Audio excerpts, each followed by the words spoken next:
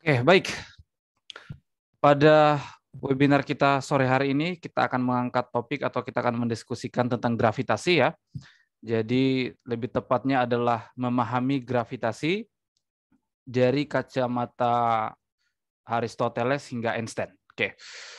Dan bersama kita telah hadir pemateri. Beliau adalah Firdaus Nusur, Magister Sains. Dan ini sudah kali kedua ya. Sudah kali kedua beliau kita undang sebagai pemateri. Di webinar yang lalu, pertama, beliau membahas tentang teori kemanunggalan agung atau Grand Univate Theory. Dan pada webinar ini, beliau akan membahas tentang gravitasi. Oke, langsung saja kita persilakan ke beliau. Namun sebelum itu, saya minta kerjasama dari para peserta untuk menonaktifkan dulu mikrofonnya ya. Nanti setelah beliau memaparkan materinya kurang lebih 45 menit, baru kemudian kita masuk ke sesi diskusi. Oke, kita sapa dulu beliau. Halo Mas Nusur. Halo Mas Isron. Oke, gimana kabarnya? Alhamdulillah baik Mas Isron. Gimana Mas Isron? Baik juga? Alhamdulillah. Oke, stay di mana sekarang? Masih di sistem tata surya kita, Mas. Oh gitu ya. Jawabannya sesuai topik ya. Betul, betul. Oke, Harus kontekstual, Mas. harus kontekstual ya. Oke, baik. Langsung saja kita persilakan ke beliau untuk memaparkan materinya. Silakan, Mas. Oke, saya coba share screen dulu, Mas Isron. Siap. Kelihatan nggak, Mas? Masih proses.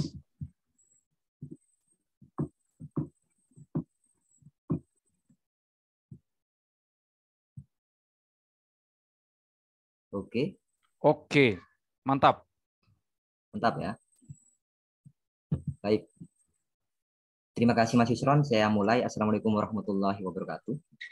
Waalaikumsalam warahmatullahi. Jadi kali ini saya akan menyampaikan suatu materi tentang gravitasi yang saya beri judul memahami gravitasi dari kacamata Aristoteles hingga Einstein. Jadi karena masih di suasana Rabiul Awal begitu, mudah-mudahan bagi kita yang pemeluk agama Islam bisa meneladani akhlak Rasulullah Shallallahu Alaihi Wasallam.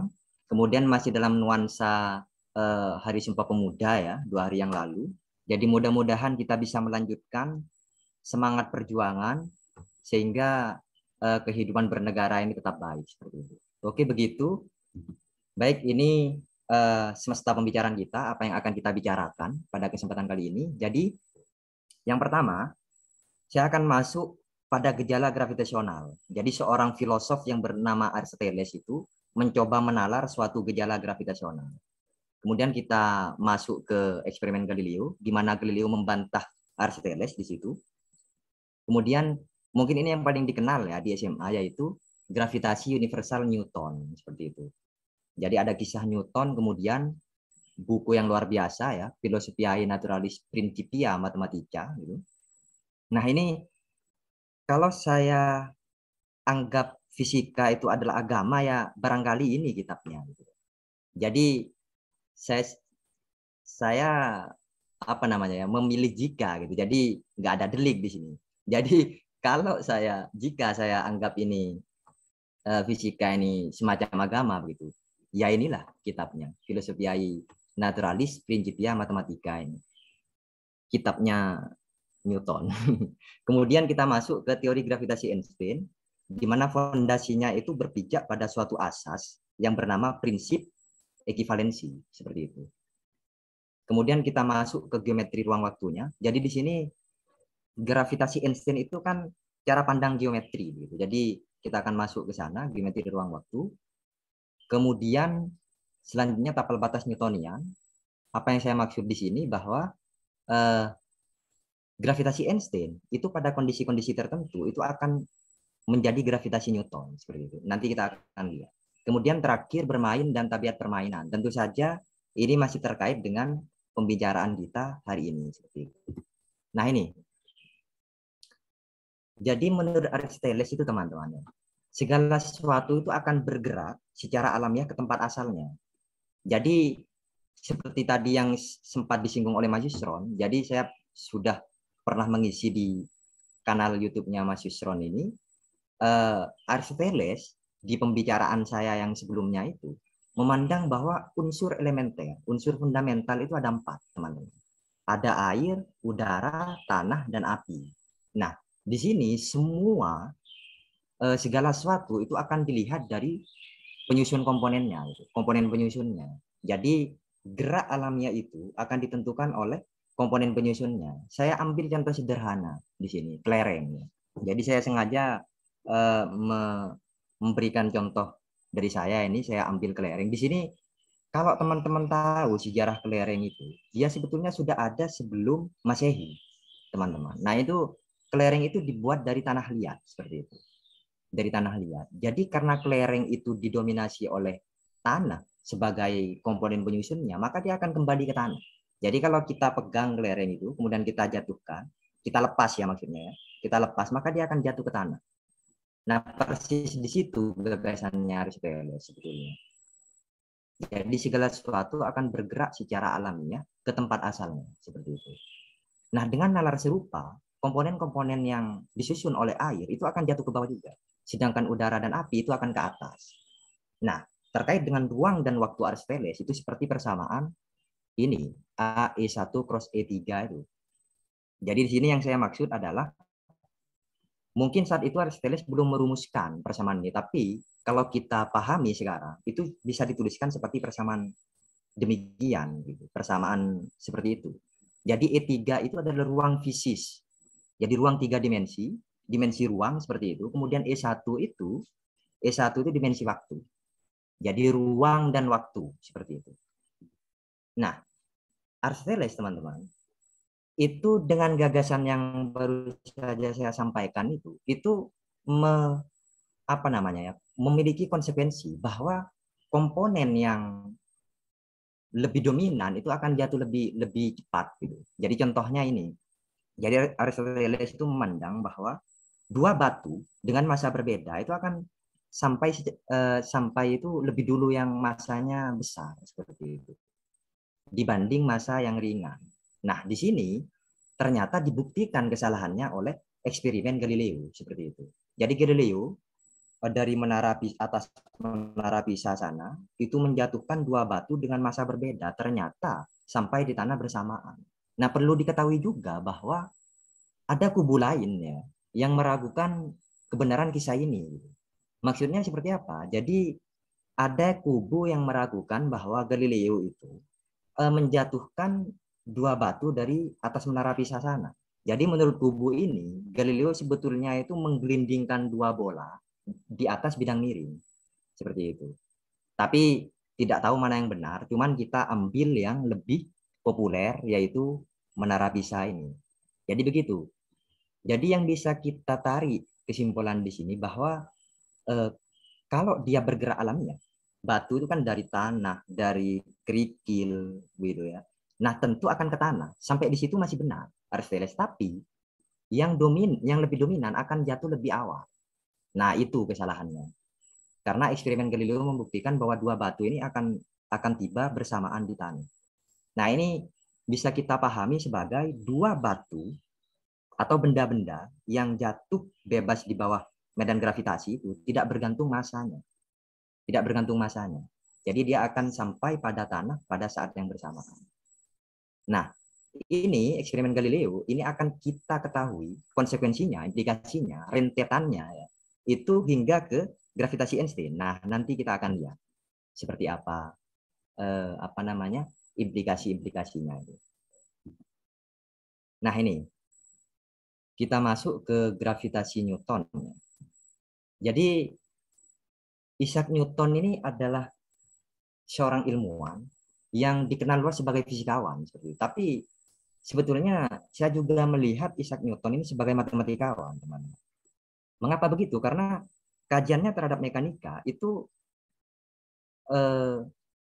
juga turut andil gitu ya, turut andil untuk mengembangkan kalkulus. Jadi kalkulus kita sekarang itu salah satu pionirnya adalah Isaac Newton.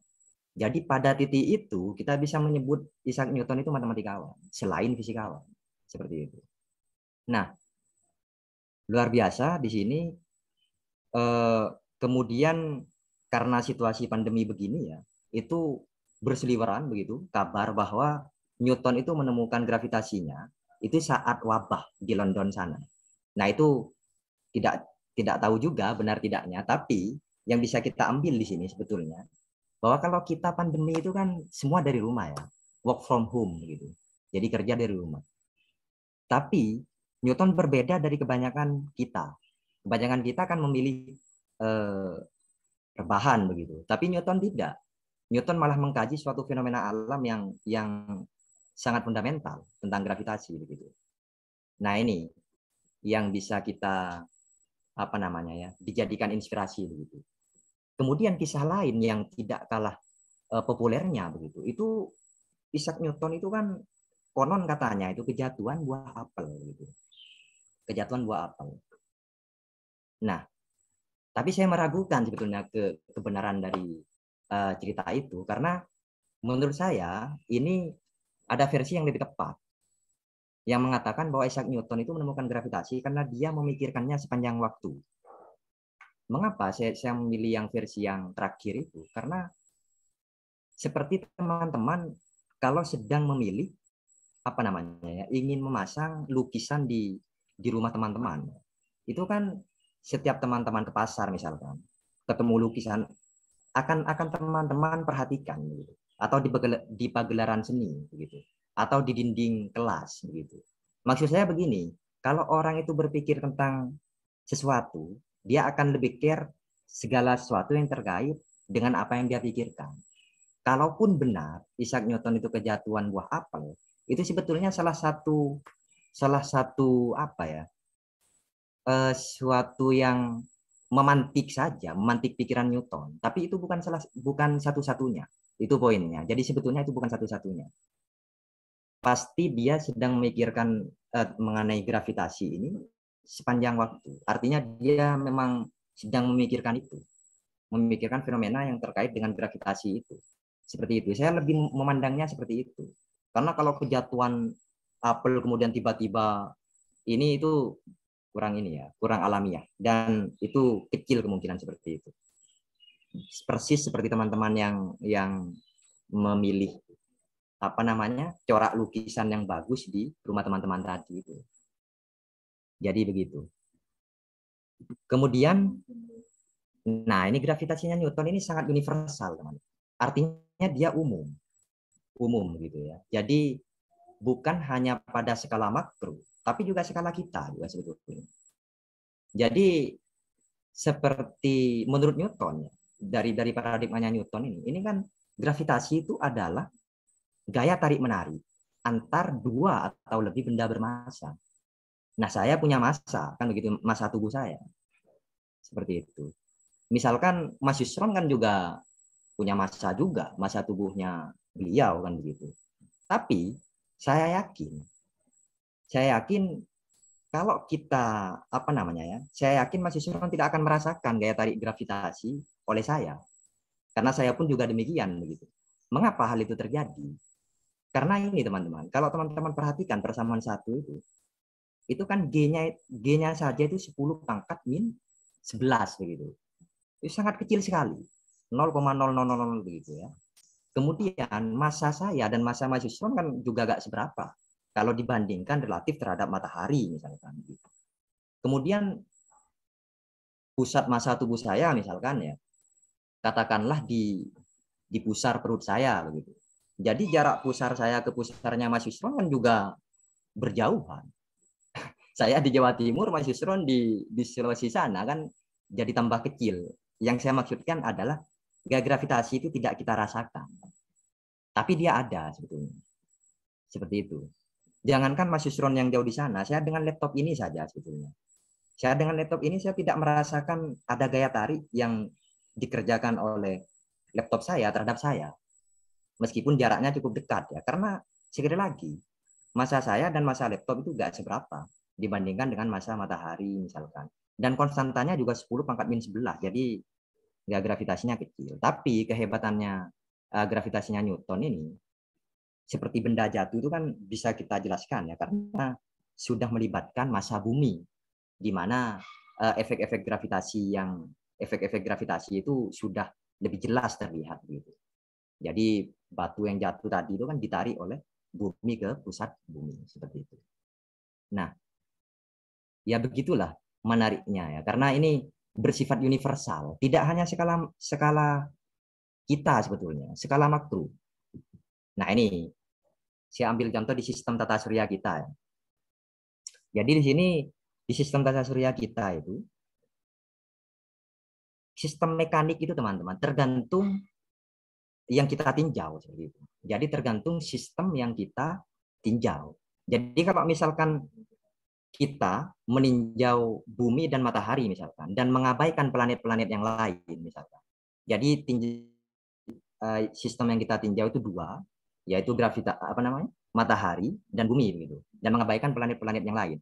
Maka teman-teman akan mengetahui kecepatan bumi itu dalam berotasi. Jadi dengan hukum 2 Newton itu. Hukum 2 Newton seperti persamaan 2, tapi terkait hukum gerak Newton ini teman-teman. Sebetulnya ada sejarah yang barangkali kita itu sedikit yang tahu ya, atau kurang familiar, bahwa Newton itu teman-teman sebetulnya dia itu mengusulkan 5 sampai 6 hukum gerak. Jadi awalnya itu Newton sampai mengusulkan 5 sampai 6 hukum gerak. Jadi ada hukum 1 Newton hingga hukum 5 Newton atau 6 Newton.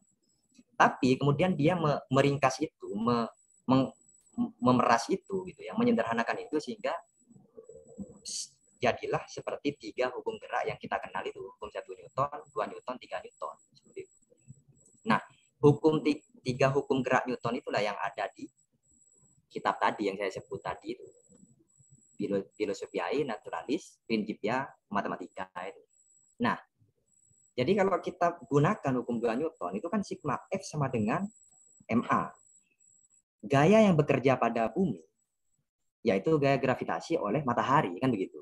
Yaitu G, M besar itu M matahari, M kecil M bumi begitu ya. Kemudian jarak pusat bumi ke pusat matahari. Nah, kemudian percepatannya, karena percepatan itu dihasilkan oleh gaya gravitasi, tentu dia percepatannya sentripetal ke pusat orbitnya gitu. Dalam hal ini V kuadrat per R. Nah, maka kita dengan modifikasi sederhana saja kita akan ketemu bahwa kecepatannya itu akar GM per M. Jadi tidak bergantung pada massa bumi sendiri, justru tergantung pada massa matahari, konstanta gravitasi, dan jarak keduanya. Nah, perluasan dari gagasan ini teman-teman itu juga berlaku untuk Merkurius juga sebetulnya. Jadi Merkurius itu juga begitu. Jadi M kecil itu ya tentu M Merkurius nantinya, tapi yang membedakan nanti di jarak Merkurius ke matahari kan jelas berbeda antara jarak bumi ke matahari. Nah, saya mau bilang begini, jadi karena jarak Merkurius itu lebih dekat daripada bumi ke matahari, jadi itu kecepatannya itu lebih besar, teman-teman. Kecepatan dari planet Merkurius ini. Makanya planet Merkurius ini itu menempuh satu lintasan penuhnya itu dalamnya itu 2,5 ya, kira-kira 2,5 bulan. Jadi tiap 2,5 bulan itu kembali ke titik asalnya. Maksudnya melakukan lintasan penuh itu, berotasi di garis sedarnya. Sedangkan bumi kita kan periodenya kan 1 tahun, begitu, 1 tahun. Sedangkan Neptunus yang paling ujung itu di sistem tata surya kita itu butuh 165 tahun untuk menempuh lintasan penuhnya dalam mengelilingi matahari itu butuh 165 tahun. Barangkali umur manusia sekarang nggak ada yang nyampe segitu ya, 165 tahun. Jadi begitu, jarak mempengaruhi kecepatan dari planet itu. Seperti itu. Nah, di balik universalitasnya itu teman-teman, di balik keumumannya itu, skala mesoskopik, skala manusia ataupun skala makro, begitu, itu tidak menutup kemungkinan tetap ada kekurangan. Jadi saya ambil 3 saja di sini. Sebetulnya Mungkin lebih dari itu, tapi saya ambil 3 di sini untuk kita bahas begitu. Jadi yang pertama, kekurangannya dari gravitasi universal Newton itu kurang tepat dalam menggambarkan orbit Merkurius seperti itu.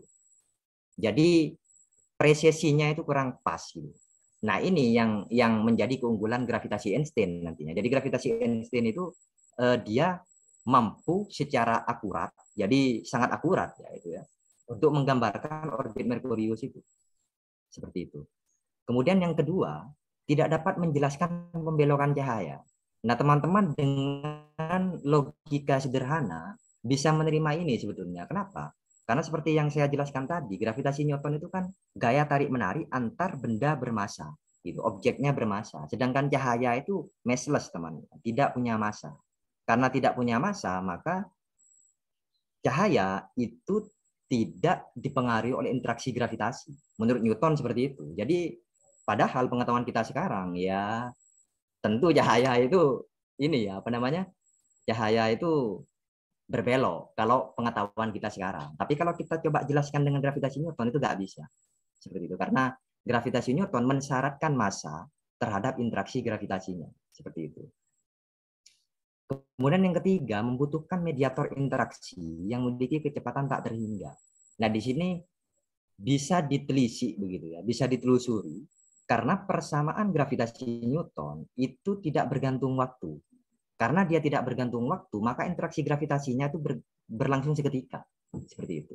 Jadi seperti bumi dan matahari itu ya berlangsung seketika gravitasinya, interaksi gravitasinya.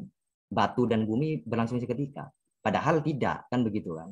Nah, karena berlangsung seketika, delta T-nya itu, selang waktunya itu, mendekati 0 atau bahkan 0. Jadi berlangsung seketika. Karena berlangsung seketika, berdasarkan V sama dengan S per T itu, maka dia butuh mediator yang kecepatannya tak terhingga. Seperti itu. Nah, ini menyalahi pemahaman kita bahwa entitas tercepat di alam semesta itu kan cahaya. Meskipun ada partikel tachyon yang dia lebih cepat daripada cahaya, tapi masih dalam tataran hipotesis begitu. Jadi ini problem-problemnya seperti itu, 3 ini. Terlepas begitu, kalau saya melihat ya, Newton tetap luar biasa. Jadi sangat universal gravitasinya. Jadi bukunya tadi itu barangkali memang paling berpengaruh ya, buku sains yang paling berpengaruh. Dan Newton ini salah satu dari 4 fisikawan yang saya favoritkan, katakanlah begitu, yang saya favoritkan. Dan dari 4 nama itu tidak ada nama Einstein gitu. Jadi saya cenderung ke Newton sebetulnya, kecenderungannya.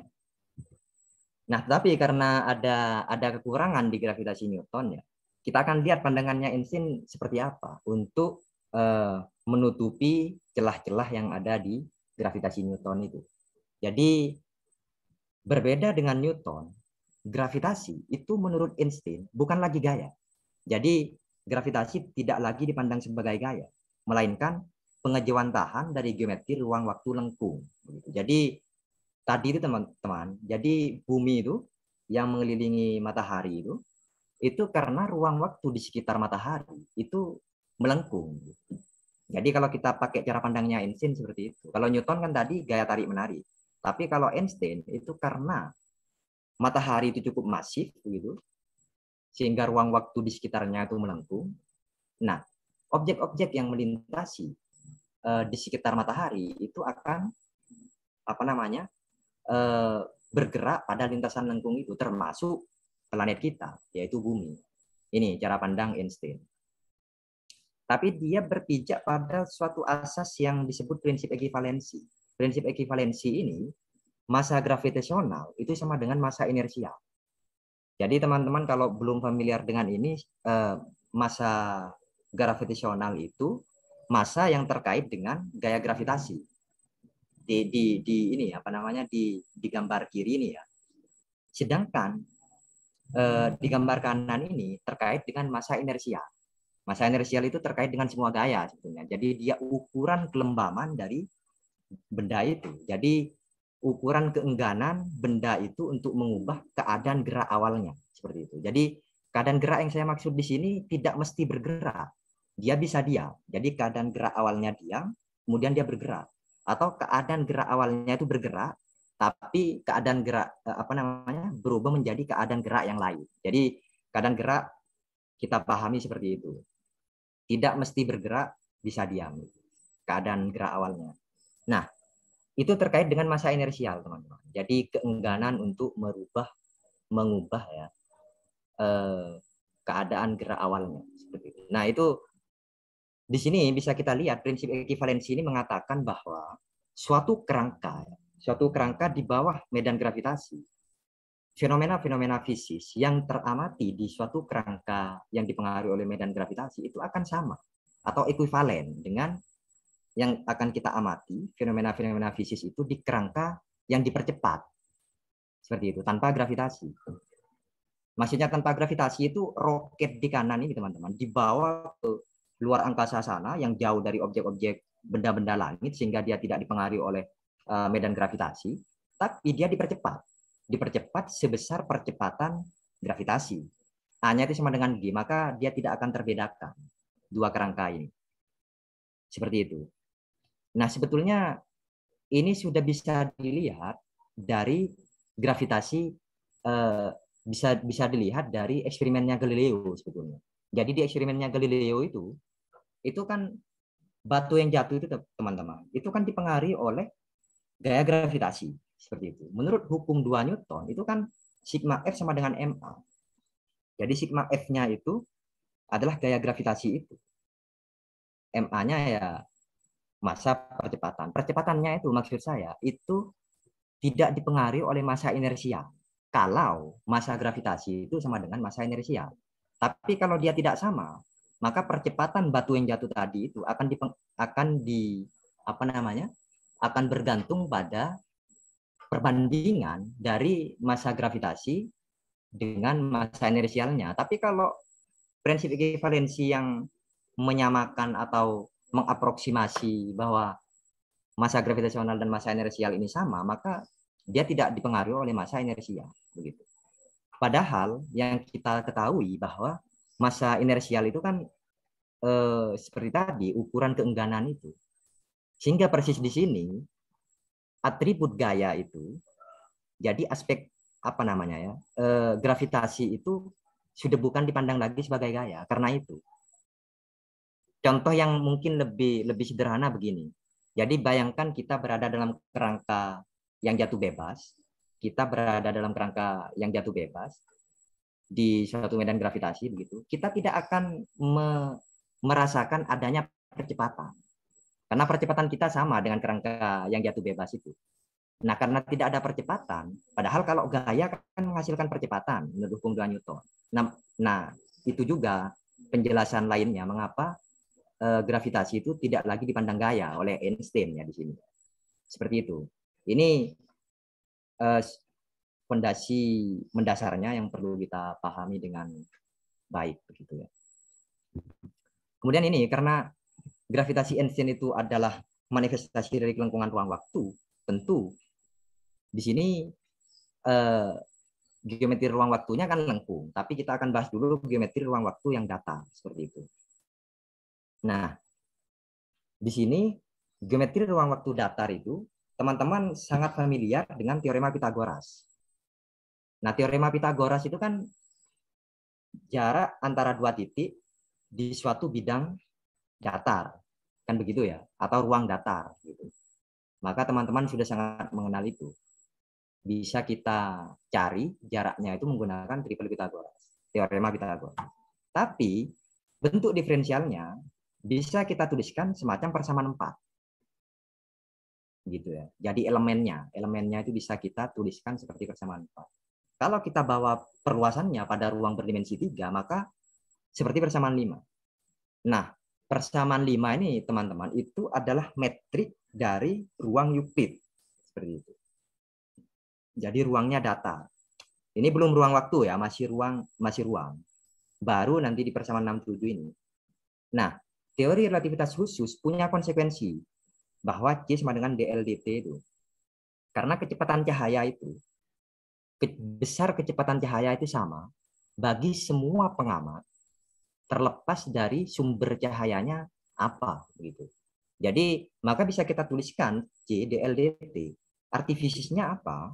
Artifisisnya bahwa cahaya itu menempuh lintasan yang sangat pendek dalam waktu yang singkat seperti itu.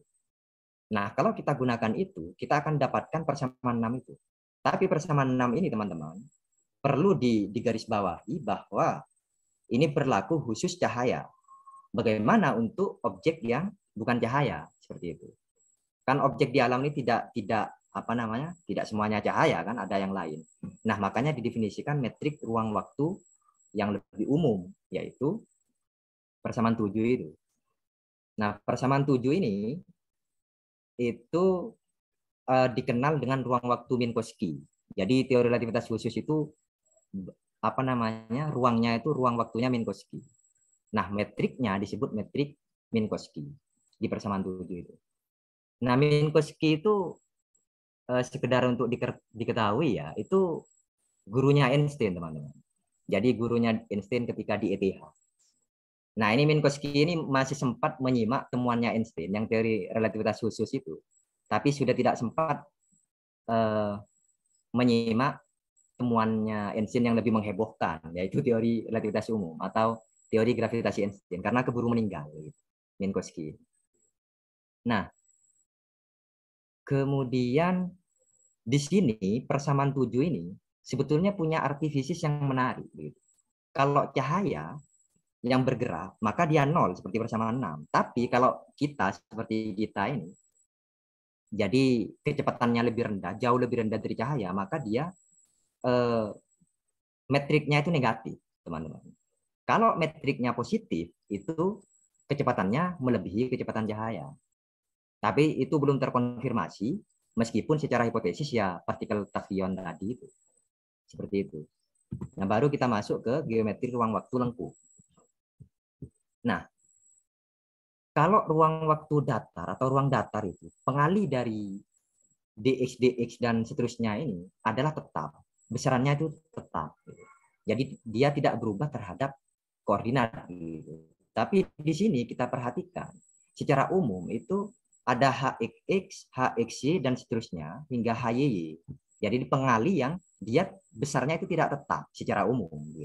Nah, karena dia tidak tetap, maka dia ruangnya lengkung.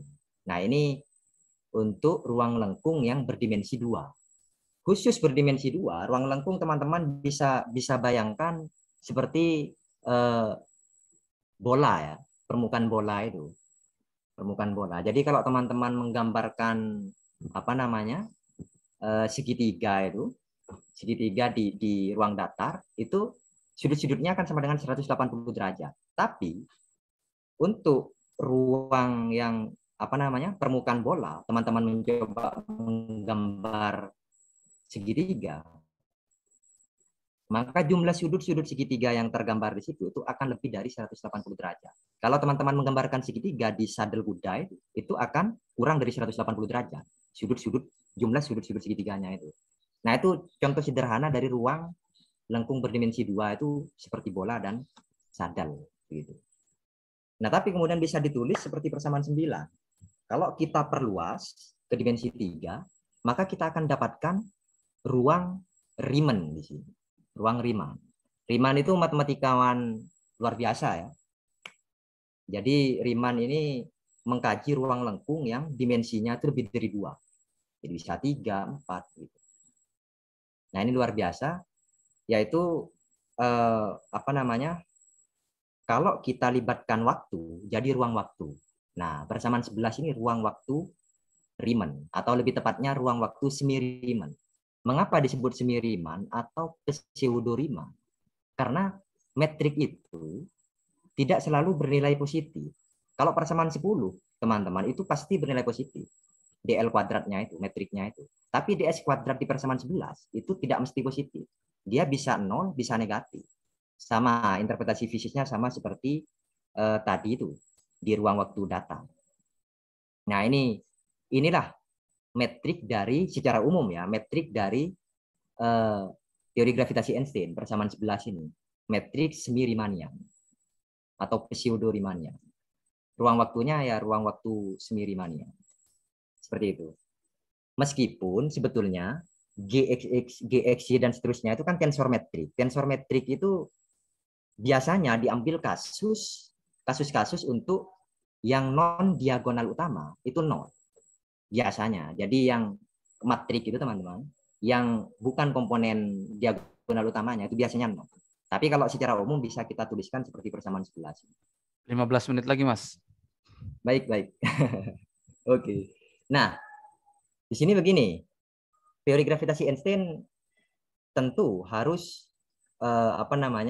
membahas persamaan medannya, persamaan medan Einstein. Nah, di sini persamaan medan Einstein itu seperti persamaan 12. Yang menarik bagi saya begini, teman-teman. Jadi G mu no ini seperti tadi tensor metrik yang di atas itu, hanya berubah indeks di sini. Kemudian yang menarik adalah konstanta kosmologi, lambda di sini. Jadi lambda di persamaan 12 ini konstanta kosmologi. Yang menarik ada suatu sejarah yang barangkali Einstein mengakuinya sebagai kesalahan terbesarnya, gitu. Bahwa sebelumnya suku ini itu tidak ada. Suku ketiga di ruas kiri ini tidak ada. Tapi dia dimasukkan oleh Einstein, gitu, ditambahkan oleh Einstein untuk menjelaskan jagat raya yang statik, begitu. Jadi Einstein saat itu berpandangan bahwa jagat raya ini statik, tidak mengembang, begitu. Maka dia menaruh suku ketiga itu di ruas kiri itu untuk menjaga, untuk menjelaskan suatu jagat raya yang statik. Nah, ketika Edwin Hubble membuktikan dengan pengamatan teleskop bahwa alam semesta ini mengembang, maka dia mengakui bahwa ini kesalahan terbesarnya penambahan suku ini. Meskipun ada ininya ya, ada efek tidak langsungnya bahwa konstanta kosmologi yang sekarang ini itu dibuat untuk mengkaji, untuk menyeleksi dan memilih model-model alam semesta, konstanta kosmologi lambda itu pada kajian yang mutakhir seperti itu. Jadi kesalahan yang juga tidak serta merta efeknya negatif semua, tapi ada dampak positifnya bahwa kita bisa memilih model jagat raya yang lebih variatif, begitu, bisa kita seleksi dan kita pilih. Nah, tensor Ricci dan seterusnya bisa teman-teman perhatikan di sini. Ini simbol Christoffel ini perkalian antara tensor metrik G itu dengan parsial dari tensor metriknya. Nah, yang menarik juga sebetulnya persamaan 12 ini bercerita bahwa suatu sebaran materi dan energi itu akan mempengaruhi bagaimana ruang waktu itu melengkung, begitu. Persamaan 12. Nah, ada persamaan lain yang disebut persamaan geodesi, itu menceritakan bahwa ruang waktu itu menentukan bagaimana objek itu bergerak, begitu. Kan objek itu bergerak mengikuti lintasan lengkungnya itu. Seperti itu. Itu pernyataan terkenal ya, yang menggambarkan gravitasi Einstein. Nah, ini prediksi-prediksi dari teori gravitasi Einstein. Jadi prediksi-prediksinya yang pertama pembelokan cahaya di sini. Seperti yang disampaikan tadi bahwa sebetulnya pembelokan cahaya itu tidak bisa dijelaskan dengan gravitasi Newton. Tapi dengan Einstein bisa. Kenapa? Karena bisa teman-teman simak di sini pada gambar ini ya. Sebetulnya kan posisi bintang yang asli itu, yang sesungguhnya, yang sebenarnya itu kan berada di balik katai putih ini.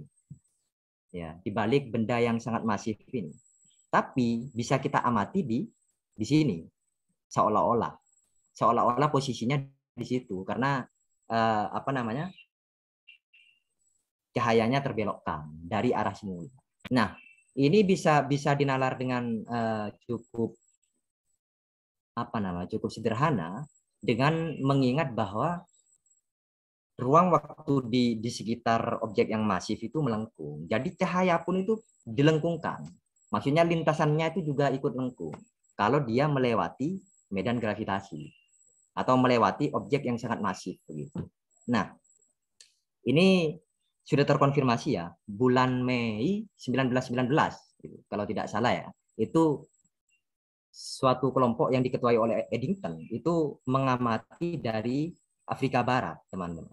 Sedangkan yang lain itu ada yang dari Brasil. Nah, menariknya begini, suatu fenomena alam itu sangat berharga bagi seorang ilmuwan. Gitu. Mungkin bagi orang keseharian yang sangat pragmatis kan, ngapain jauh-jauh begitu kan? Tapi ini Eddington kan dari Inggris itu dengan para sejawatnya, tapi dia pergi ke Afrika Barat hanya untuk mengamati fenomena semacam ini begitu. Nah, ini terbukti pengamatannya saat itu ada bintang di balik matahari. Kalau ini kan saya perlihatkan kata putih, tapi kalau kasusnya Eddington itu bintang di belakang matahari, teman. Itu terlihat saat itu. Berarti bintang yang di balik matahari kalau terlihat berarti cahayanya terbelokkan.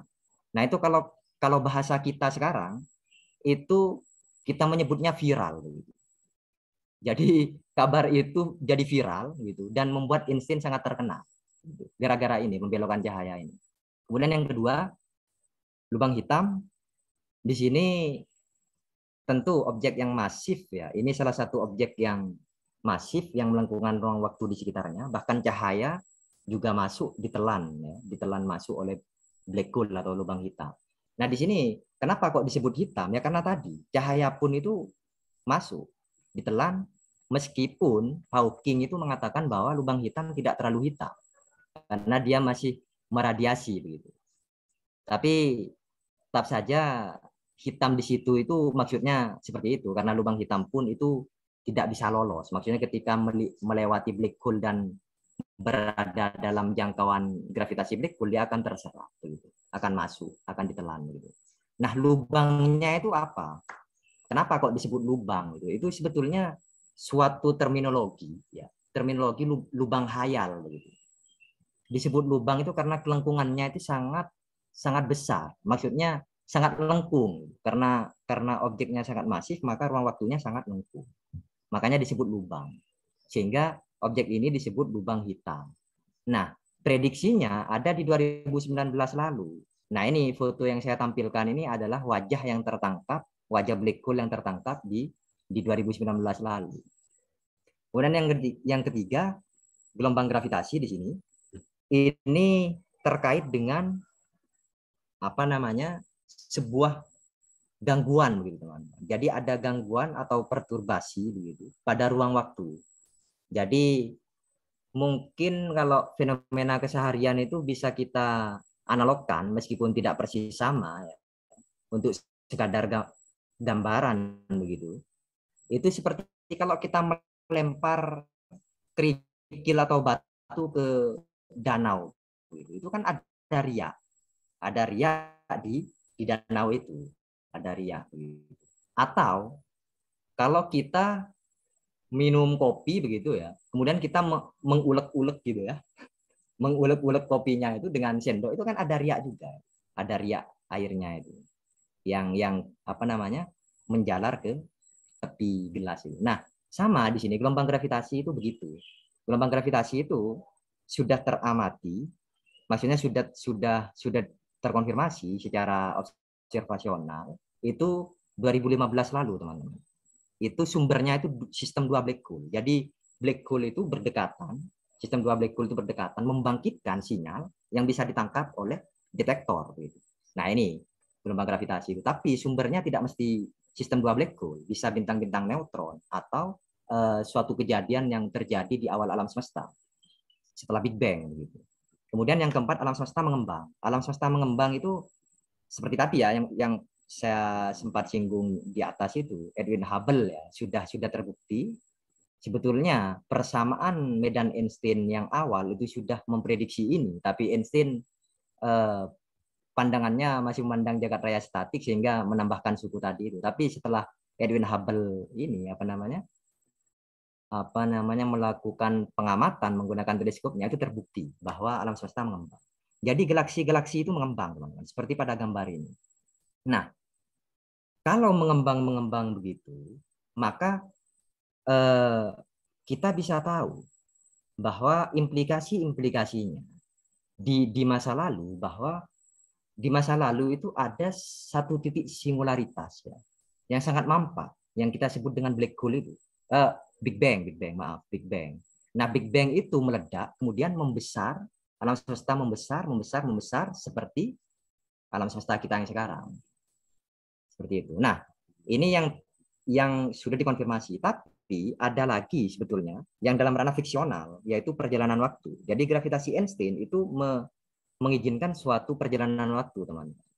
Jadi kalau saya ajak teman-teman untuk melakukan eksperimen pikiran ya, seperti itu saya nusur ya, bisa pergi ke masa silam 120 tahun yang lalu lah, katakanlah ya. 120 tahun yang lalu itu 1901 ya, berarti ya, 1901. Saya pergi ke tahun 1901 dan mencari orang yang bernama Albert Einstein, kemudian saya membunuhnya. Tapi itu kontradiksi dengan kenyataan sekarang. Karena nyatanya ada relativitas khusus dan gravitasi Einstein yang kita kenal sekarang. Kalau saya membunuh Einstein 1901, padahal relativitas khusus itu kan 1905, nggak ada ini semua. Teori-teori ini nggak ada, kecuali ditemukan orang lain. Itu pun kan bukan gravitasi Einstein kita menyebutnya. Jadi ada suatu kontradiksi dalam perjalanan waktu itu. Jadi ini masih pro kontra juga. Tapi secara fiksional itu menarik. Bahkan kita bisa ke ke masa depan begitu, 100 tahun ke depan katakanlah begitu, atau 200 tahun ke depan. Kemudian kita mengambil temuan-temuan yang spektakuler, kita bawa ke masa kita sekarang. Wah, itu kan sangat menarik. Nah, ini tapal batas Newtonian.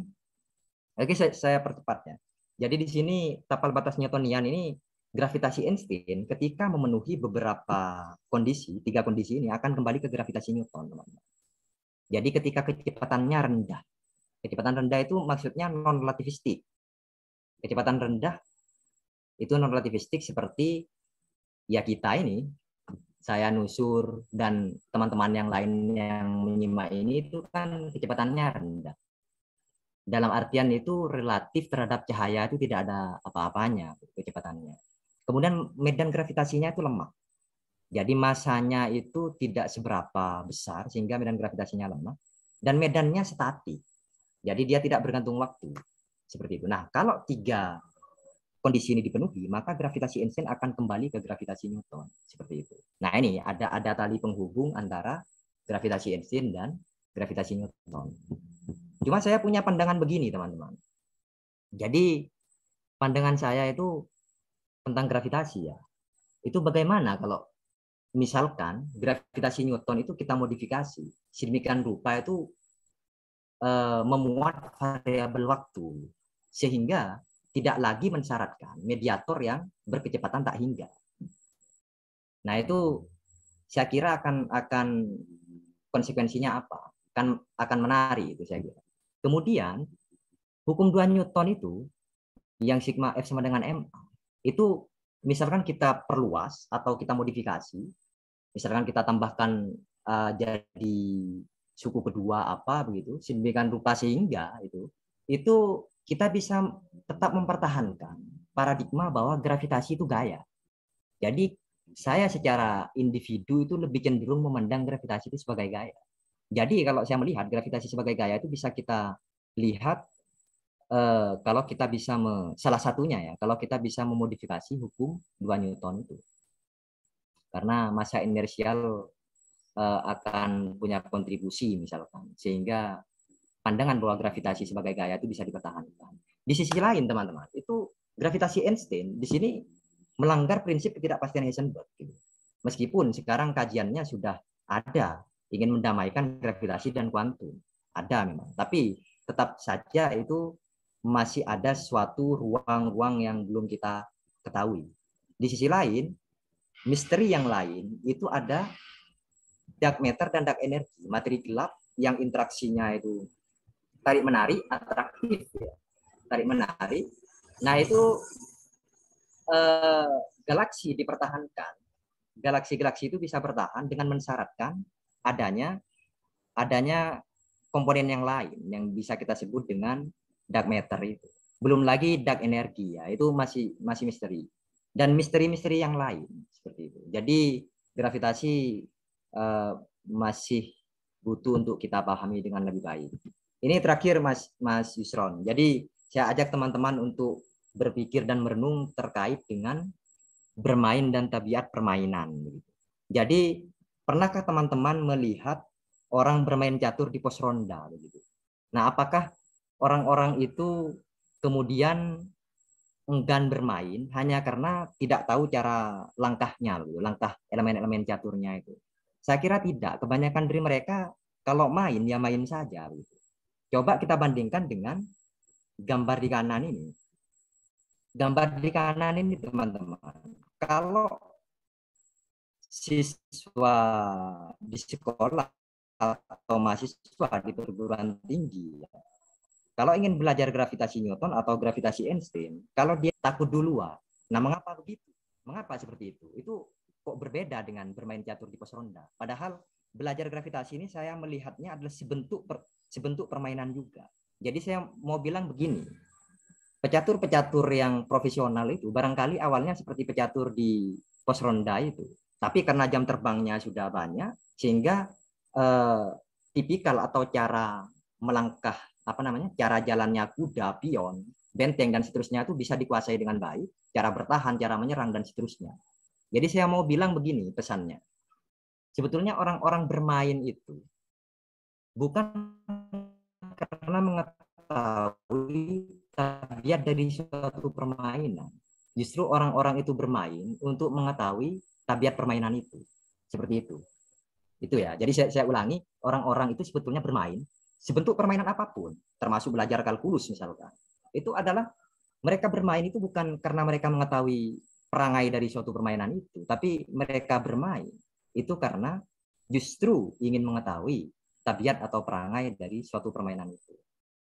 Jadi terakhir, jadi apa itu gravitasi? Apakah seperti pandangannya Aristoteles sebetulnya, atau Newton, atau Einstein, atau bahkan cara pandang yang lain? Kemungkinan cara pandang yang baru.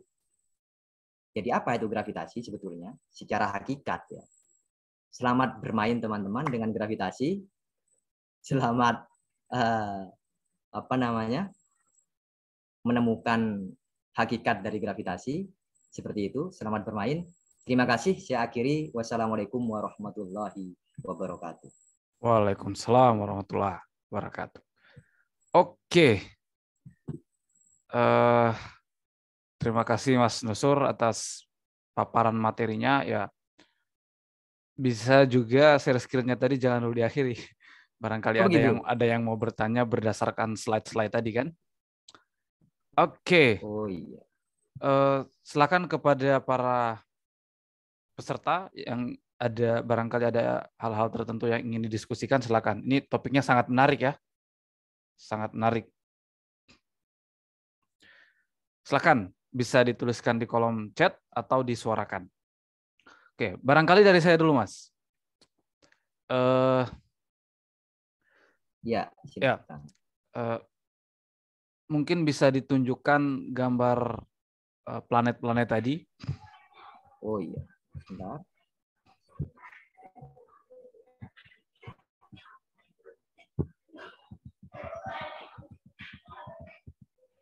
Ini ya. Ya, sudah kelihatan, Mas Yusron? Seperti masih proses. Planet-planet tadi kan ada matahari. Oke. Ya. Gini Mas, saya sering juga mendengar pertanyaan ini dan sebenarnya saya sering mendengarnya justru bukan dari orang fisika dalam artian yang berkecimpung di fisika. Ya, tapi sebatas diskusi-diskusi biasa. Nah, saya ingin bawa ini dalam konteks fisika, terkhusus yang kita bahas pada sore hari ini, yaitu tentang waktu. Saya sering mendengar pertanyaan, waktu itu apa sih? Gitu. Waktu itu apa sih? Nah, kalau kita bawa ke konteks fisika, sebenarnya menurut fisika, waktu itu apa? Kok menurut Einstein waktu itu bisa melengkung, gitu kan? Kalau ruang yang melengkung kan mungkin bisa kita bayangkan gitu ya. Nah, kalau waktu yang melengkung itu maksudnya gimana? Nah, misalnya pada gambar ini, kalau kita simpan jam misalnya di katakanlah di sekitar planet yang dekat dengan matahari, dan kita simpan jam di bumi misalnya. Nah, itu gimana manifestasi kelengkungan waktu tadi terhadap jam itu? Nah, gitu, Pak. Gitu, Mas. Ya. Baik, Mas Isron, terima kasih atas pertanyaannya. Jadi saya mungkin menangkap dua poin di sini, apa itu waktu, kemudian dikaitkan dengan kasus tadi jam dibawa ke Merkurius dan bumi ya. Jadi begini, sebetulnya waktu itu fisikawan dunia pun juga masih tidak terlalu clear juga, Mas. Dalam artian di fisikawan-fisikawan yang sekarang pun itu masih bertanya-tanya juga apa sebenarnya waktu. Karena kalau kita lihat di gravitasi Newton, waktu itu mutlak. Seperti itu. Waktu itu mutlak. Kemudian di kuantum pun sama sebetulnya. Waktunya mutlak. Tapi di relativitas, di gravitasi Einstein itu waktunya relatif. Nah, ketika kita pertemukan ini kan jadi masalah gitu. Waktunya mutlak apa relatif gitu. Nah, itu sebetulnya eh, suatu kajian yang membingungkan juga bahkan untuk fisikawan yang berkelas sekalipun saat ini gitu. Tapi begini, secara sederhana Mas, mungkin karena yang menyimak juga banyak teman-teman dari sekolah menengah ya. Mungkin pandangan yang paling sederhana waktu itu parameter dinamika. Jadi parameter dinamika. Jadi adanya waktu itu untuk mengetahui dinamika sebetulnya. Seperti itu. Tapi kalau kita bawa ke pertemuan tadi itu, gravitasi dengan kuantum itu jadi masalah tersendiri dan ada bahasannya tersendiri yang disebut dengan the problem of time. Tapi itu panjang lebar pembahasannya. Secara singkat justru perumusannya itu bahkan ada yang tidak bergantung waktu, Mas Yusron. Jadi ketika itu orang jadi bertanya, sistem itu sebetulnya bergerak apa enggak kalau dia tidak bergantung waktu. Ada interpretasi di sana. Interpretasinya adalah memang variabel waktu tidak muncul secara eksplisit, tapi secara intrinsik dia itu ada dinamikanya gitu secara intrinsik. Jadi dia semacam apa namanya gravitasi Newton itu ya yang tidak bergantung waktu. Nah, itu kajiannya ada di gravitasi kuantum sebetulnya itu. Jadi waktu itu dipandang sebagai apa namanya ada interpretasi yang frozen time namanya. Jadi waktunya beku, tapi dia tidak beku, dia bergerak dalam secara intrinsik dalam sistem itu. Meskipun waktunya tidak secara eksplisit ada. Nah, kemudian yang kedua terkait dengan kalau jam kita bawa itu.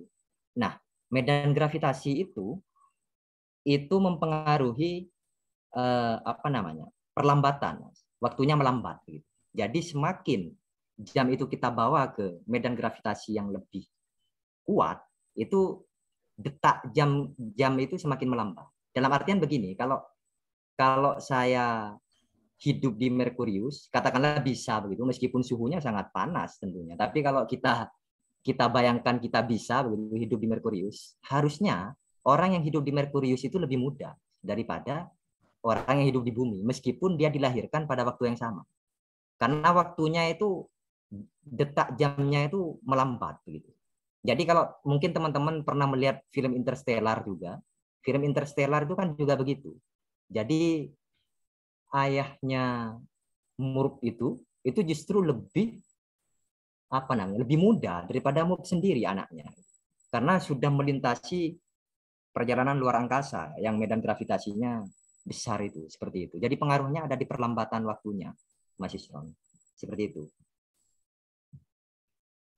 Oke, kalau dikaitkan dengan geraknya, Mas, kan kalau waktunya tadi melambat, semakin dekat dengan matahari, kalau periodenya kan, gerakannya kan semakin cepat ya, Ya. memutari. Itu apakah bisa dikaitkan antara waktu dengan kecepatan geraknya itu? Kalau terkait dengan kecepatan, sebetulnya kecepatan planet ya maksudnya ya. Ya. Kalau kecepatan planet itu sebetulnya ya seperti persamaan dua ini sebetulnya. Jadi dia terkait dengan jaraknya, seperti itu.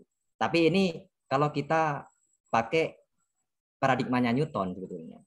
Jadi kalau di paradigmanya Einstein itu sebetulnya ada semacam kalau kalau kita lebih dekat kepada sumber gravitasi itu atau medan gravitasinya lebih kuat, itu sebetulnya ada pemendekan ini, Mas, pemendekan panjang dan pemoloran waktu. Dari situ sebetulnya orang bisa melihat bahwa kecepatannya itu justru semakin kalau kita pakai ini ya GLB itu ya, delta X per delta T itu. Jadi kan panjangnya mengecil kalau diamati dari kerangka bergeraknya tapi. Dan delta T-nya itu mengembang, maka kecepatannya lebih kecil. Tapi itu kalau dilihat dari kerangka yang bergerak. Tapi kalau kita berada di Merkurius, kerangka diam kan, dan kita berada di bumi, maka bumi itu jadi kerangka diam kita. Maka secara sederhana yaitu akan ditentukan dengan jarak dari sumber gravitasinya itu. Semakin dekat dengan sumber gravitasi, maka dia semakin cepat. Karena dia berbanding terbalik itu, seperti persamaan dua. Seperti itu, Mas Yusron. Oke, baik. Ada Ibu Ratna, silakan. Barangkali ada yang mau didiskusikan. Sedikit aja, Pak. Jadi kebetulan saya tidak basic fisika ya, tapi ngajar IPA di SMP. Jadi mulai sambil belajar fisika nih supaya anak-anak agak tertarik dengan fisika. Cuman anak-anak seumur SMP itu kan bagi mereka yang berkaitan dengan fisika itu sulit gitu loh. Jadi mereka akan melihat fenomenanya dulu, kemudian mempertanyakan, baru bisa kita arahkan ke teori atau pengetahuannya gitu. Nah, ini mereka yang pernah saya terima pertanyaannya gitu ya terkait dengan waktu tadi adalah mereka membaca atau mendapat informasi tentang orang kembar yang satu dibawa keluar angkasa, satunya tetap tinggal di bumi, dibandingkan ketika saudaranya kembali ke bumi. Nah, untuk menjawab bagaimana fenomenanya bisa seperti itu, Bu, gitu loh. Itu masih agak sulit bagi saya, tapi tadi dari jawaban Pak Yusran ya, tentang hubungan antara gravitasi dengan waktu, tadi terkait perbandingan antara yang di planet Merkurius dengan yang bumi, jadi mendapat sedikit gambaran gitu loh, bagaimana menyederhanakan jawaban yang mungkin sulit untuk pola pikiran anak SMP, sehingga mereka lebih tertarik untuk mendalami fenomena-fenomena fisika yang ada di sekitar mereka, gitu Pak. Saya sendiri juga sebenarnya masih tahap belajar gitu ya. Jadi kenapa tadi saya bergabung, terus terang materi ini menarik dan saya belum pernah menemukan penjelasan yang simpel, gamblang seperti ini gitu. Kalau untuk mendiskusikan waktu sesuatunya tadi ya kebetulan sudah yang mau saya tanyakan sudah terjawab gitu Pak. Oke, baik Bu, terima kasih atas pertanyaannya. Barangkali ini terkait dengan teori relativitas khusus, Mas. Ya. Silakan Mas, langsung ditanggapi. Ya, teori relativitas khusus itu seperti tadi ya. Jadi serupa dengan kasus di Merkurius dan bumi itu. Jadi kalau ada kembar begitu, artinya kan lahirnya bisa kita lihat bisa kita anggap sama ya, meskipun sebetulnya bergiliran. Tapi bisa kita lihat sama, maka yang kembar itu yang melakukan perjalanan antariksa yang dia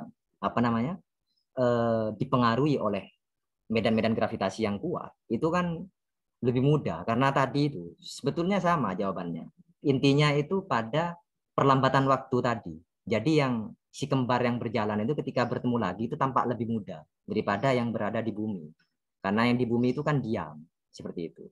Meskipun dia juga kena medan gravitasi bumi, tapi yang berjalan ke antariksa kan medan gravitasinya lebih kuat. Seperti itu. Oke. Ya. Ya, begini Mas, barangkali bisa dikaitkan dengan dilatasi waktu Mas. Kan mungkin si anak ini naik roket sehingga kecepatannya mendekati kecepatan cahaya. Nah, sehingga ada ya itu maksudnya dikaitkan di situ Mas. Silakan Mas. Iya, ya. Jadi kalau dikaitkan seperti itu sebetulnya tinggal menambahkan bahwa yang melakukan perjalanan antariksa itu menggunakan roket tadi, Mas Yusron. Jadi dengan anggapan bahwa roket itu kecepatannya mendekati kecepatan cahaya, seperti itu. Tapi biasanya ya begitu ya, itu kan disebutnya paradoks kembar. Kembar tapi kok kemudian umurnya bisa berbeda ketika bertemu lagi. Sebetulnya sama saja Mas Yusron. Tinggal yang kembar tadi itu menggunakan roket atau apapun itu kita menyebutnya, tapi dia punya kecepatan yang kendaraan yang digunakan itu punya kecepatan yang kecepatan cahaya tadi itu. Kan ada ini kan faktor yang seperakar 1 min V kuadrat per C kuadrat ya, itu. faktor gamma. Nah, ya betul. Jadi ketika dia semakin cepat, tentunya kan T-nya itu semakin molor gitu, semakin melambat gitu, delta T-nya itu. Dibandingkan di kerangka diamnya orang yang dibunuh, seperti itu. Jadi kaitannya seperti itu antara relativitas khusus dan relativitas umum. Kalau relativitas umum kan kaitannya dengan medan gravitasi, sedangkan relativitas khusus itu di kecepatannya, kecepatan cahayanya itu, karena dia fenomenanya relativistik seperti itu. Demikian. Oke, masih ada lagi Ibu Ya, Ratna? terima kasih penjelasannya Pak. Sementara itu dulu Pak. Jadi belum sampai, masih istilahnya merangkum pertanyaan anak-anak saja, karena menjelaskan fenomena ini secara sederhana gitu, sesuai dengan bahasa dan usia mereka gitu. Ya, betul Bu, betul. Agak sebenarnya saya agak iri juga dengan pendidikan di luar negeri gitu ya Pak ya. Kenapa? Karena sejak awal mereka sudah dihadapkan pada kenyataan dan fakta yang terkini gitu. Sementara kita terus terang aja di buku sekolah bahkan masih berbeda jauh dengan mungkin yang sekarang dipelajari di bangku perkuliahan gitu. Jadi kita masih belum menghubungkan antara Einstein dengan Newton. Jadi Newton ya Newton aja, Einstein ya Einstein saja, seperti itu. Jadi suatu hal yang betul-betul terpisah. Ya jujur aja kalau kita bicara bagaimana memberikan pengetahuan di level usia anak-anak SMP, sementara ini fisika menjadi suatu hal yang dihindari bagi anak-anak gitu. Ya mungkin tidak untuk anak-anak di tempat yang maju atau daerah perkotaan, tapi karena saya masih di daerah pinggiran gitu ya Pak ya. Daerah pinggiran, bagi mereka fisika itu bukan sesuatu yang menarik dibandingkan mungkin kalau matematika mereka harus berusaha menguasai, tapi fisika nanti dulu gitu ibaratnya. Maka saya berusaha gimana ya, apa ya yang bisa membuat mereka tertarik seperti itu. Oke, baik Bu. Menarik tadi yang Ibu sampaikan tentang fenomena-fenomena. Memang kalau saya melihat berdasarkan pengalaman saya ke sekolah dan lain dan sebagainya, berinteraksi dengan siswa dan guru, memang ada menurut saya ada problem serius di pembelajaran fisika kita, apalagi di sekolah. Fisika itu sudah seperti matematika. Jadi tulis judul, misalnya hukum gravitasi Newton, tulis rumus, kemudian bahas soal. Jadi tidak ada cerita tentang fenomena-fenomena yang Ibu sampaikan tadi. Nah, sehingga fisika ya seperti matematika, tapi kok susah juga fisika gitu ya, rumusnya banyak, nggak tahu pakai yang mana. Jadi anak-anak merasa bosan atau mungkin tidak suka dengan fisika. Iya Pak, seperti itu. Ya. Jadi sayang sekali gitu, padahal banyak hal menarik. Iya. Seringkali memang tidak mengetahui penjelasan fisisnya ya, Mas Yusron ya. Bisa ngerjakan, bisa menghitungnya, tapi tidak tahu penjelasan fisisnya atau fenomena yang ada terkait dengan persamaan itu. Ya betul. Bahkan mengerti soalnya saja nggak bisa. Apa sih maksud soal ini? Mereka tinggal hanya masukkan aja begitu ya. Tinggal tulis apa yang diketahui, cocokkan dengan simbol rumus, terus lakukan proses matematis. Tapi maksud soalnya ini mereka nggak tahu. Memang ada problem serius sekali di pembelajaran fisika kita. Nah, dan itu memang tidak terlepas dari proses evaluasi kita juga sih. Seperti misalnya evaluasi akhir semester, kemudian masuk lulus sekolah, kemudian masuk kampus, itu kan soalnya banyak ya kan? Soalnya banyak dan menjawab soal-soal itu butuh waktu yang singkat gitu.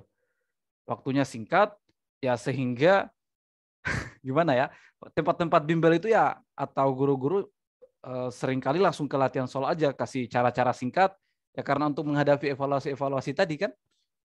Nah, betul. Gitu. Ini kompleks sekali masalahnya, kompleks. Orientasinya untuk menyelesaikan soal biasanya. Menyelesaikan soal, bukan ya. untuk memahami gejala alamiahnya itu. Iya.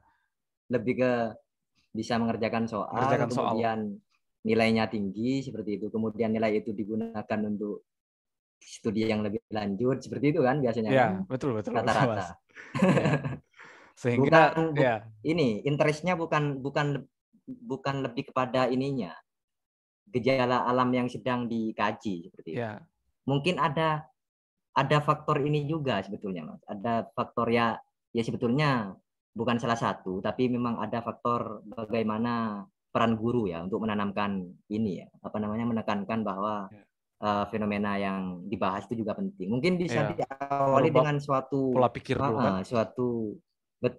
Suatu kajian fenomenologi dulu sebelum masuk ke problem matematis. Jadi para murid itu tidak langsung terjebak dalam persoalan matematis semacam itu.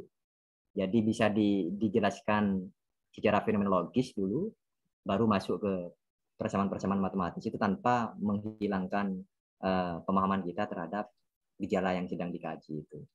Iya, betul Mas, betul. Dan di sekolah-sekolah itu kan kalau kita lihat praktikumnya ya syukur-syukur kalau jalan kan, bahkan ada nanti ujian praktik. Saya dulu di sekolah itu Mas, nanti ujian praktikum baru saya lihat itu pegas. Oh ternyata pegas ini yang ini toh. Iya, padahal kan bayangkan kalau ada guru masuk dalam ruang belajar langsung bawa alatnya kan, baru tunjukkan. Iya. Kan sangat menarik sekali. Gitu. Masih banyak Pak yang seperti itu. Iya. Oke. Terakhir Mas, pertanyaan terakhir mungkin dari saya. Mungkin bisa ditampilkan tadi tentang pembelokan cahaya tadi.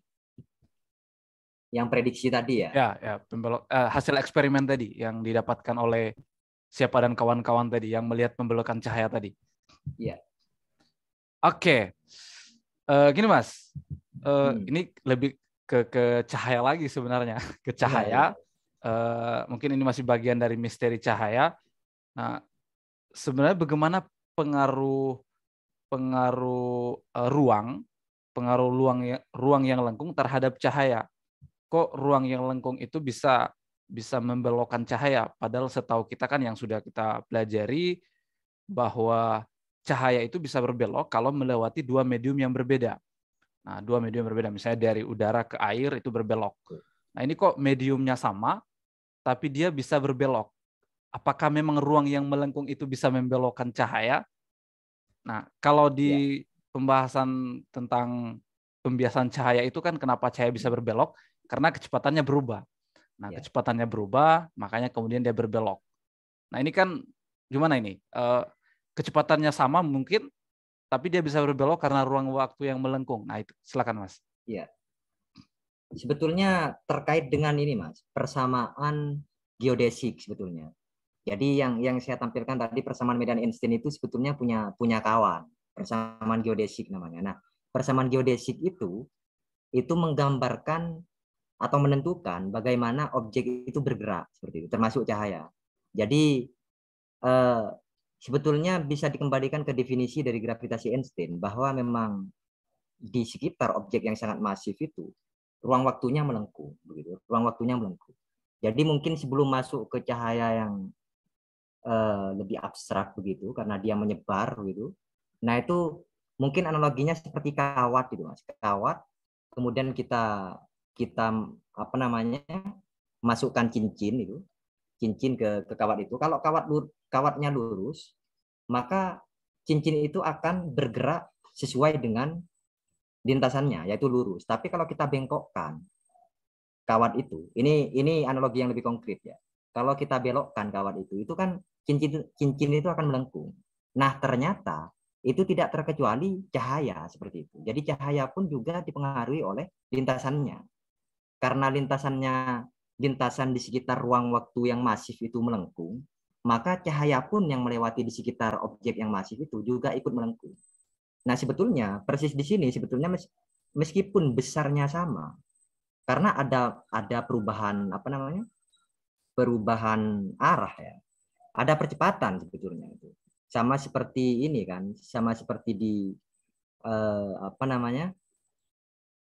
GMB itu ya, gerak melingkar beraturan itu. Jadi meskipun kecepatannya tetap secara besar, tapi arahnya berubah. Nah di sini sama, cahaya ini karena karena dia melewati objek yang sangat masif itu, maka dia melengkung. Biasanya analogi yang paling sering digunakan itu seperti ini, apa namanya, lembaran karet.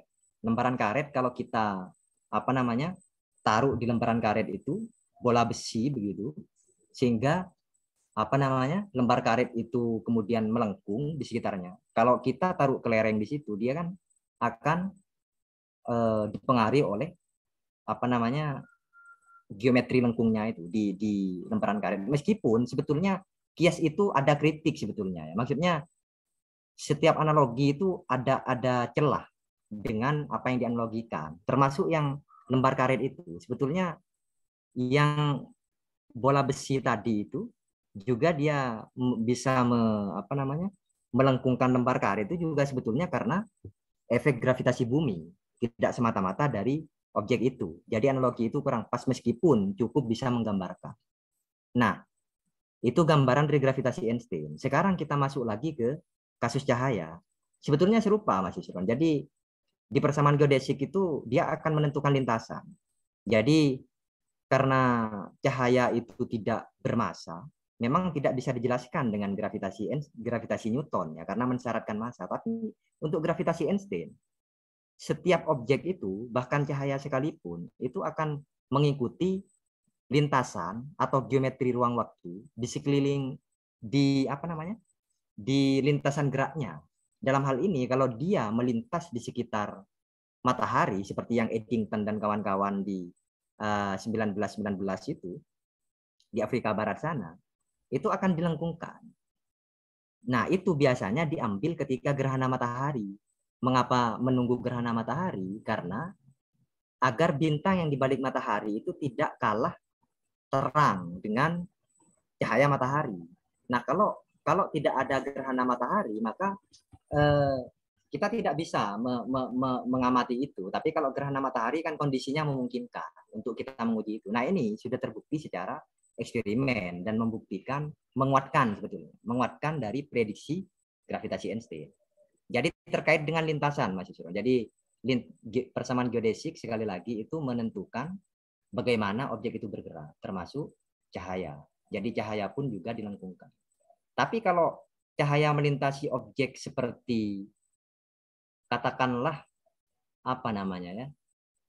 melintas di sekitar tubuh kita atau objek-objek yang kurang masif itu tidak cukup. Ada sebetulnya ruang waktu yang kelengkungannya itu ada, tapi sangat kecil. Karena sangat kecil hampir tidak bisa teramati. Nah, matahari itu cukup untuk melengkungkan ruang waktu di sekitarnya sehingga kita bisa melihat dengan jelas adanya pembelokan. Nah, ini sebetulnya ada pengukurannya di eksperimen itu. Pengukurannya ada, sudut beloknya itu ada terkait cahaya itu. Seperti itu, Mas Yusron. Oke, baik Mas. Paling terakhir. Ya, silakan. Saya pernah mendengar dari Prof. Husin yang dari IPB itu kan.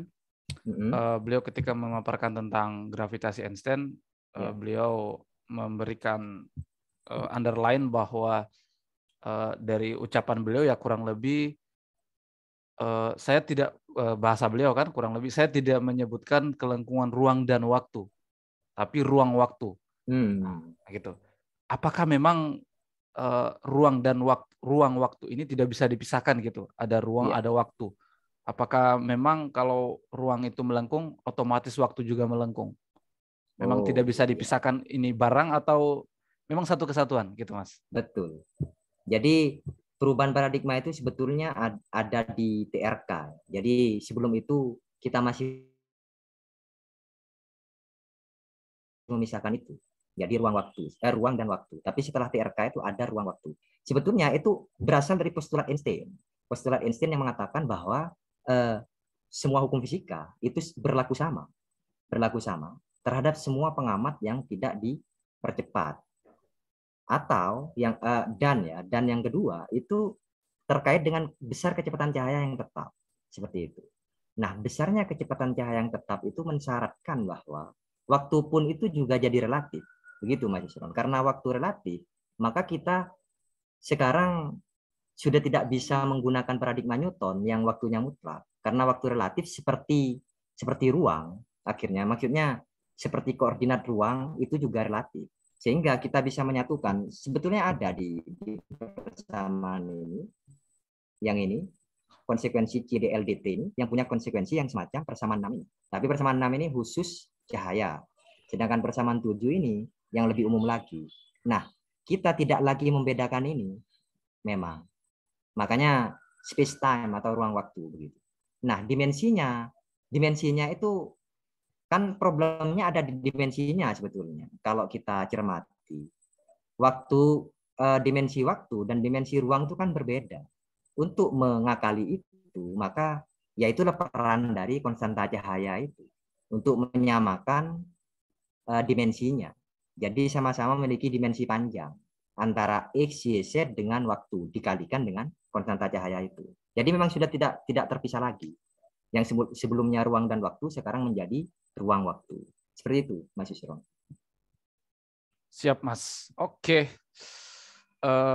Barangkali demikian ya webinar kita pada sore hari ini. Di sini sudah menjelang pukul 6. Oke. Terakhir mungkin Mas, ada closing statement boleh, motivasi boleh, rangkuman materi juga boleh. Ya, sekitar ya paling lama 1 menit lah. Silakan Mas.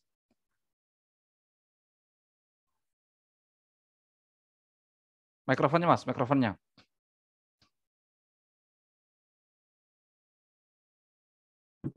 Untuk menutup acara kita sore ini, mungkin saya ingin menegaskan ulang saja terkait dengan pandangan saya tadi terkait bermain dan watak permainan itu. Mungkin barangkali bisa menjadi obat ya terhadap gejala psikologis yang mengganggu banyak orang. Maksudnya kita pahami bahwa orang-orang bermain itu